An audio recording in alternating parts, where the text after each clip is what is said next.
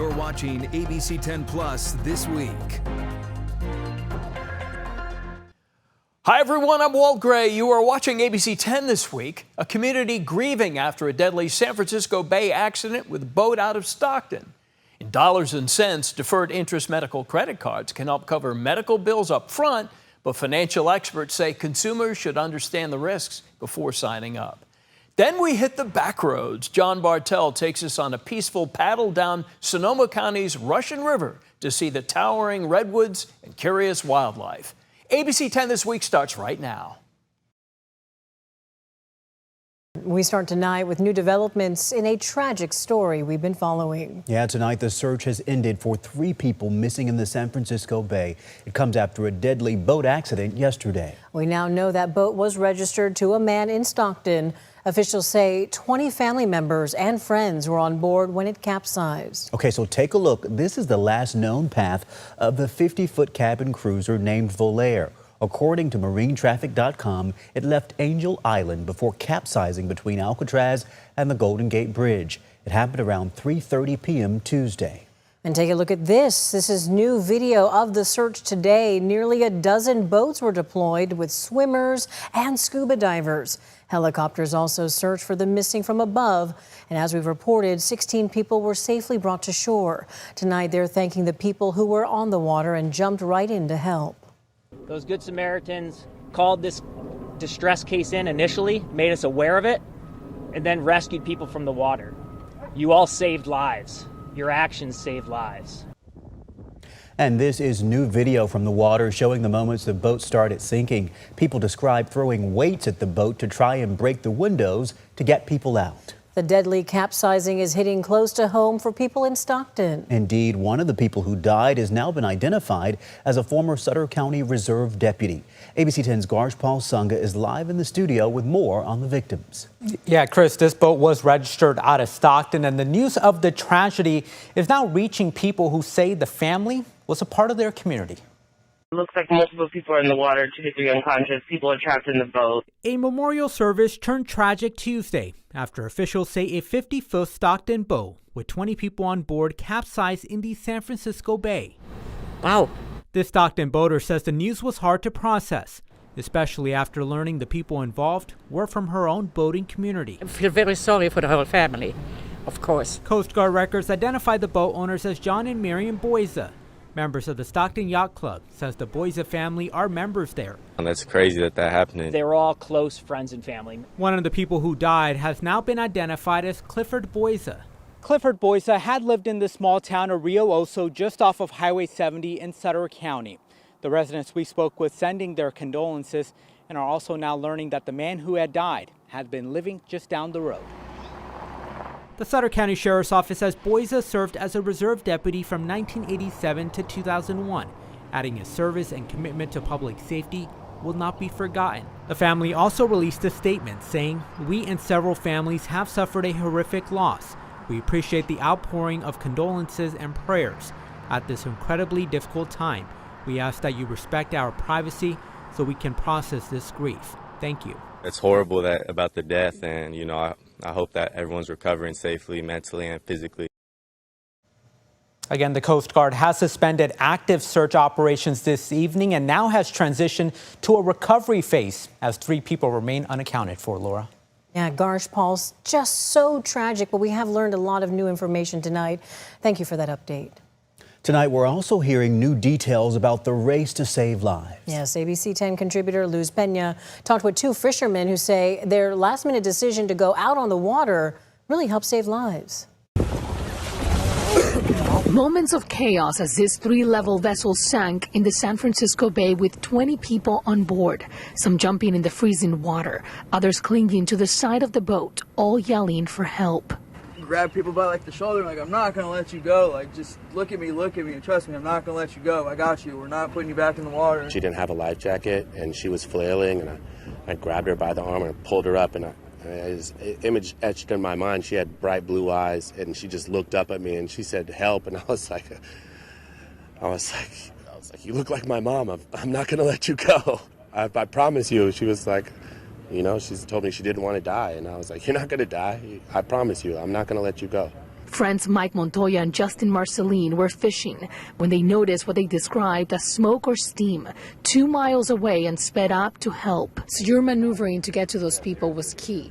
Yeah, definitely. There was so much debris in the water and life jackets and people and just stuff everywhere. I couldn't really tell like what was a person and what wasn't, so I was just maneuvering the boat in and out. Like we'd grab a person and then back up and assess and then see where the next person was closest to grab. They were the first on scene, rescuing 8 to 9 people from the freezing waters before first responders arrived. The boat was already sinking. It was about halfway in the water. I say like they were into their knees in the second deck in the galley. I'd say about into their knees, and within a minute they were up to their shoulders. In a matter of minutes, they said first responders from across the bay arrived with divers and rescue crews all working together. Yet the image that is etched in their minds is of those they couldn't reach. There was one window open. When we pulled on the scene, Mike said, "There's people in there banging on the window. Break the window." And like I said, there were mostly older people and they couldn't break the window. And it was just a helpless feeling that I had. We were like throwing weights at the windows and handed a guy a weight, like, "Here, break the window, kick the window," and he just looked at us like, I'm exhausted, I can't do anything. It was a scene from Titanic in real life, like people banging on the windows trying to get out, and it's probably something I'll never forget. Wow, just a harrowing and astonishing story. We have been following all of this from the start. You can stay up to date on the free ABC10 Plus TV streaming app. Use that QR code to download on your screen. And you've probably been hearing about outbreaks of a parasite making people sick popping up across the U.S. There is a lot of chatter and concern about this, but there also are ways that you can protect yourself. ABC10's Beck Hotbegger spoke with an infectious disease specialist and joins us this evening. Alex, let's start with the good news, okay? The California Department of Public Health says California is not one of the states currently experiencing an increase in cases of cyclosporiasis. Now, that's an intestinal illness caused by the microscopic cyclospora parasite. In fact, California has only seen 40 cases statewide this year, and that's down by half from this time last year. Still, there are ways to keep ourselves safe. People who have cyclospora infection have gastrointestinal illness, and that's primarily manifested through diarrhea, watery diarrhea that can be explosive. And this is associated with other symptoms such as nausea, bloating, and cramps. It usually is not associated with fever or vomiting, and that differentiates it from other causes of gastrointestinal illness. Dr. Dean Blumberg is professor and chief of pediatric infectious diseases at UC Davis Health. While uncomfortable, he says the illness is not usually life-threatening and is treatable with antibiotics. He says unlike other gastrointestinal illnesses like E. coli infection or food poisoning, cyclosporiasis takes a while for symptoms to develop. The average time between getting exposed to the organism and then having symptoms is about a week, but it can be up to 2 weeks. He says that's a big reason why health officials elsewhere in the U.S. where cyclosporiasis is spreading are having trouble pinpointing the exact source of contamination. When you're investigating an outbreak, what you would do is you would interview people and say, "Tell me what you ate the week or two before you first had symptoms." And many people can't remember specifically what they ate. And then even if they do remember, then to go back and try to test those foods, if they're fresh foods, they may not be available, so you may not be able to confirm the source. He says cyclosporiasis is generally not spread person to person. It's spread via contaminated food. Nationwide, the CDC has confirmed more than 1,600 cases across more than 30 states since the start of May and is aware of more than 5,000 additional cases that await further analysis. Specifically, the CDC is identifying a multi-state outbreak linked to Michigan, Ohio, West Virginia, and Kentucky. In Michigan, public health officials say early information points to lettuce or salad greens as a possible culprit. On Tuesday, the Taco Bell restaurant chain issued a statement saying it had voluntarily and temporarily removed limited ingredients at select restaurants as a precautionary measure. If they can identify exactly what's causing this and exactly what products, and then recall those, then I think we'd have a lot more confidence. Dr. Blumberg says fresh fruits and vegetables are part of a healthy diet, and since there's not an outbreak in California, he still recommends people eat them. But it's always good to take precautions. Washing fresh fruits and vegetable under cold running water is appropriate. It may not totally eliminate any contamination, but it reduces the contamination, and that reduces risk of infection. Now, Dr. Blumberg said people with mild cases can usually just manage symptoms at home, and the body's immune system will eventually kill off the cyclospora. But if symptoms are lasting more than 3 or 4 days and it's interrupting your life, he says that's a good time to go to your primary doctor. Again, California health officials say only 40 cases have been identified here so far this year. That's lower than last year at this point, and they say we are not seeing an outbreak at this time. In tonight's Dollars and Cents, deferred interest medical credit cards are one way to help pay your medical bills, but they come with risks. A financial advisor I talked with says know your options before signing up. You need to go in eyes wide open. Deferred interest medical credit cards might sound like a good deal. Service today, pay for it later with zero interest. But that's not always how it plays out. Yes, you can get the cash quickly and pay off the bill, but remember, you're entering a financial contract with very strict terms. Deferred interest medical credit cards allow consumers to delay interest charges for a limited promotional period, typically 6 months or a year.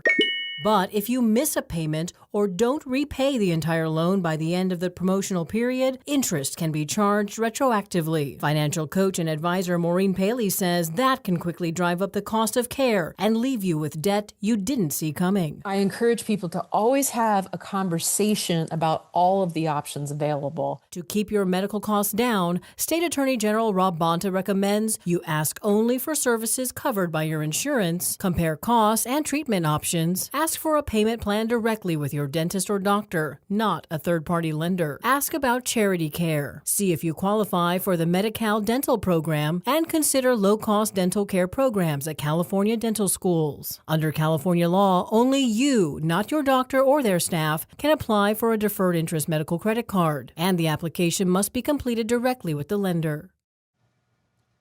If you feel you've been misled or improperly pressured to get a deferred interest medical credit card, you can file a complaint with the California Department of Justice. We have a link to that on our website, ABC10.com. Remember, you can stream my other Dollars and Cents stories on our free ABC10 app. Email me your money questions at lpainter@abc10.com. Gavin Newsom signed a bill aimed at changing how the finances of affordable housing projects work. Advocates say they hope this makes building homes cheaper and faster. ABC10 State Matters political reporter Jenny Huh joined the governor in Oakland and brings us the story tonight. The governor taking to this active construction site in Oakland's Chinatown, where a 97-unit affordable housing structure will be built. This bill features many provisions related to local government accountability. Get this done. Cost of housing, and it's not complicated. Supply demand. It's Econ 101. We need to build more damn housing, and we need to lower the cost of construction. Governor Newsom Monday morning signing another budget trailer bill, this time on affordable housing. Assembly Bill 179 seeks to prohibit, waive, or reduce what's known as development or impact fees. Because it started to get a little abusive, the impact fees. I mean, become candidly usurious. It makes it quite literally impossible to develop an affordable unit. Impact fees are what local municipalities charge to new residential developments, including affordable housing projects, to account for potential costs for facilities and infrastructure like parks, public safety, and transportation. Experts say these fees can add up to $20,000 to $30,000 more per unit. When applied to affordable housing, these fees increase per unit subsidies and redirect limited public resources away from building affordable housing, reducing the amount of housing that can ultimately be built. To local governments that don't comply, a warning message. But all the state-funded programs, if you want state funding, you want $1, you want $200, you want $200 million, no local impact fees then. And to streamline the allocation of that state funding, the bill also codifies Newsom's restructuring of various state housing departments into one umbrella to emphasize not only housing, but also homelessness, the California Housing and Homelessness Agency. Newsom calls it a one-stop shop. What does that mean? You reduce bureaucracy, you increase access and transparency. That drives down costs, drives down the time to a project. How much time, how much money, how much bureaucratic hurdles they face in order to complete the financing stacking to get to this point. Janelle Chan, helping to lead the Oakland Chinatown Senior Housing Project, says she knows firsthand the challenges navigating state funding. Affordable housing is how we are able to keep our culture, our people still here in Oakland. I think we applied for like 20 different applications, and this particular building, it has 12 different funding sources. 8 of them are from the state. And on homelessness, $900 million will be allocated to cities and counties under the Homeless Housing and Assistance Program. And the bill takes effect immediately. In Oakland, Jenny Hutt, ABC 10.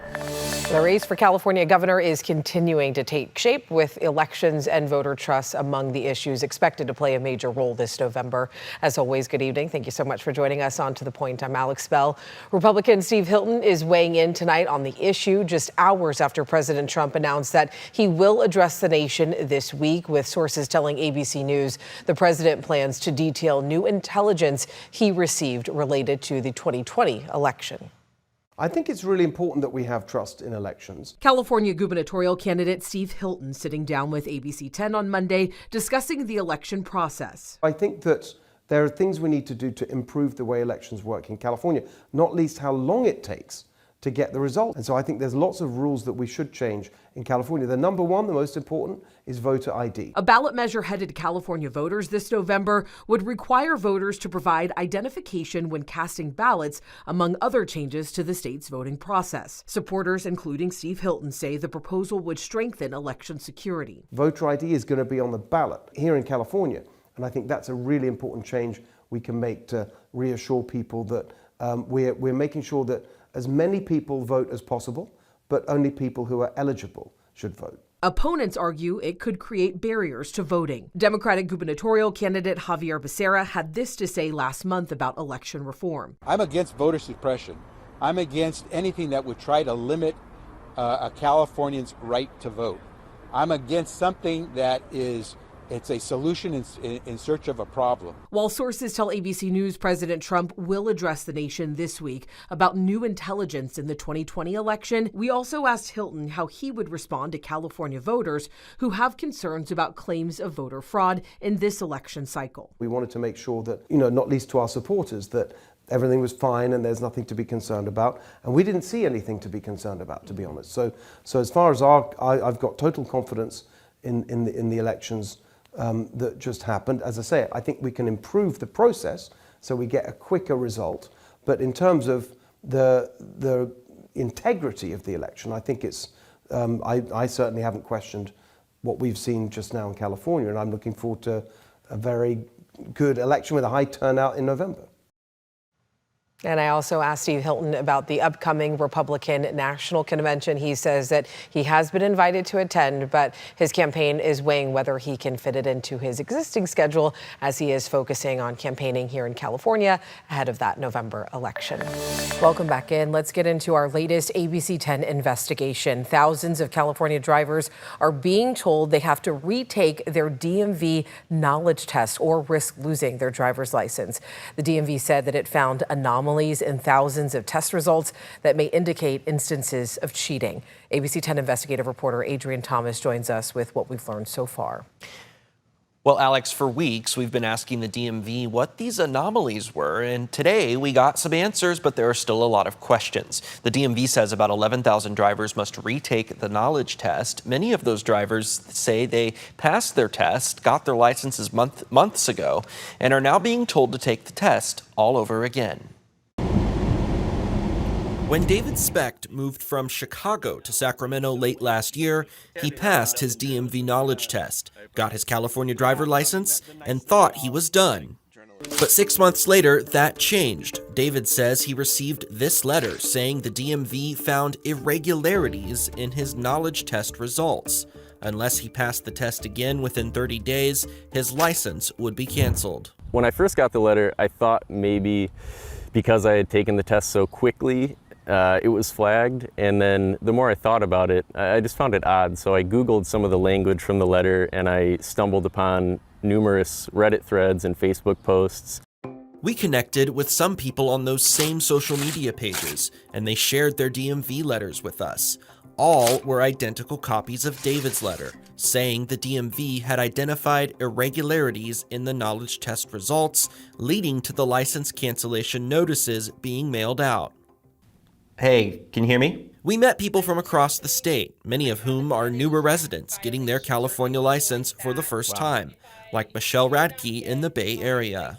And getting this letter, it almost felt like I was being punished or like I broke a rule that I didn't know what happened. And Mike Stover in Los Angeles. Yeah, I mean, my initial reaction was I thought it was a scam at first, because again, I took my driver's test back in December of last year. So it's been 6 months. We reached out to the DMV to confirm the number of cancellation notices they sent out and what specific irregularities were identified in the knowledge test results and how the DMV identified them. An agency spokesperson said in part, quote, "The California DMV has identified irregularities in certain driver knowledge test results that may indicate instances of cheating. Through our routine internal monitoring, we reviewed multiple data points and found patterns suggesting that some individuals may have attempted to circumvent the testing process using various cheating methods.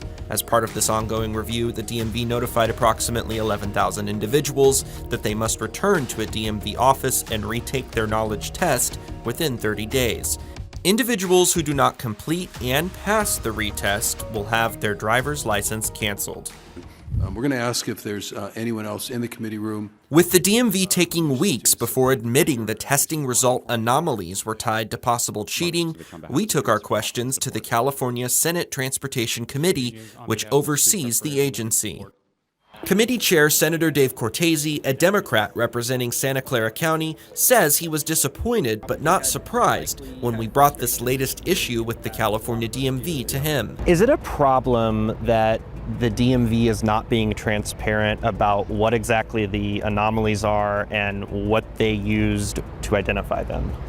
It is a problem that the DMV is not being transparent. It tends to be a very opaque organization. We have trouble getting data. Most legislators who run bills here in the Capitol will tell you it's very difficult to get basic data that they'd like to have.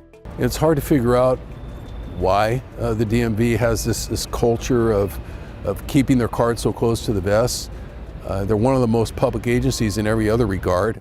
While we were investigating this story, Cortese and his team sent a letter to the DMV director asking many of the same questions we did. What exactly were the testing anomalies, and what tool or method did the DMV use to identify them? Cortese says the DMV's response will help determine whether lawmakers need to take further action.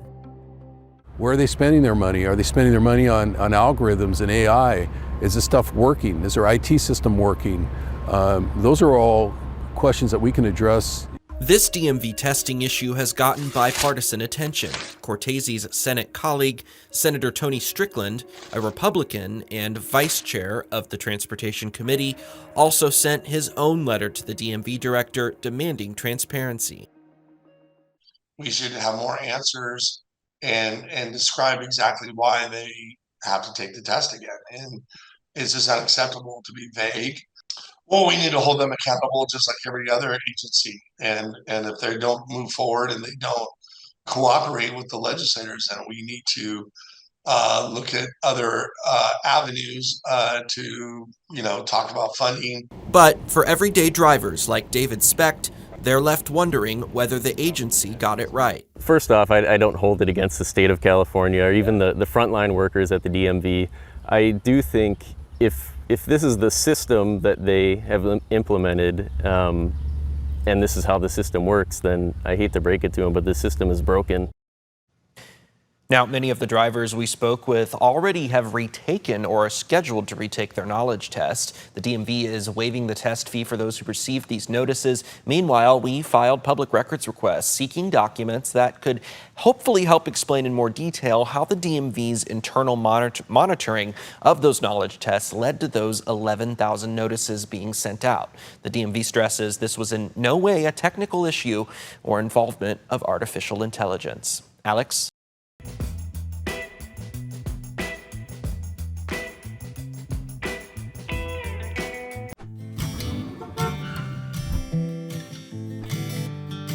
Winding through the heart of Sonoma County is the Russian River. It's an important water source for the area, not only for wildlife and agriculture, but for generations of paddlers as well.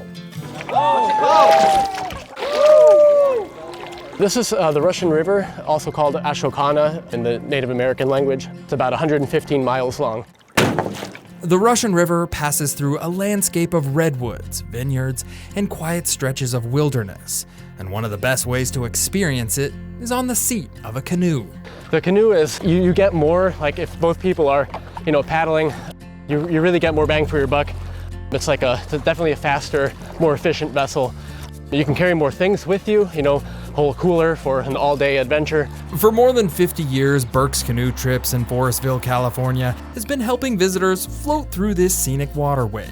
Normally, it's a self-guided canoe trip, but local canoe guide Andreas Porfirio decided to tag along and point out a few things for us. Well, we'll be drifting through redwood valleys, lots of willow and walnut trees. Eventually we'll kind of get into passing some vineyards. For Andreas, this river isn't just a workplace, it's home. My family and I came up here actually with Burke's Canoe Trips. We took a trip down and I just fell in love with it ever since. One key feature of the river that Andreas fell in love with are the towering trees that hug the riverbank. Andreas says Forestville is where the river meets the redwoods, and it's easy to see why when you drift through it. It's kind of like a cathedral almost sometimes. You're just going through the redwoods. It's really can be spiritual. After spending a day floating down one of Northern California's most beautiful rivers, it's easy to understand why he keeps coming back. Just a sense of calm. Things can be going, whichever way at the office, but when I come out here, it just takes it all away. Going down the Russian River, I'm John Bartell. Hope to see you on the back roads.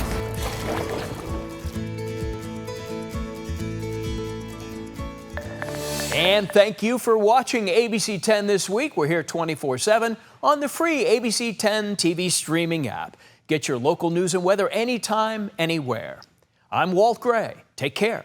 We'll see you next time. And remember, the ABC 10 Weather Impact team is always here for you 24/7. Get the latest conditions anytime with our live 24/7 radar on our free TV streaming app. Just scan the QR code for easy instructions to download the ABC 10 app wherever you stream ABC 10.